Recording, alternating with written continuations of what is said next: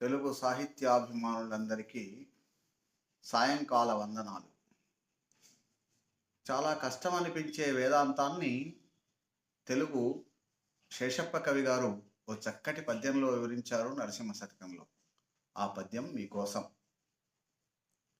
తల్లి గర్భము నుండి ధనము తేడెవ్వడు వెళ్ళిపోయేడి నాడు వెంటరాదు.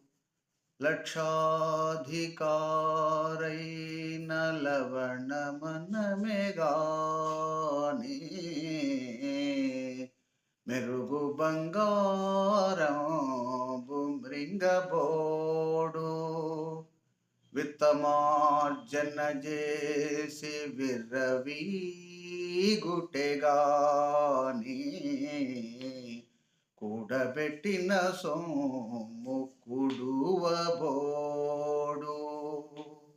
పొందుగా మరుగైన భూమిలో పలబెట్టి దాన ధర్మము లేక దాచి దాచి తుదకు దొంగలకౌనో దొరలకిత్తురో.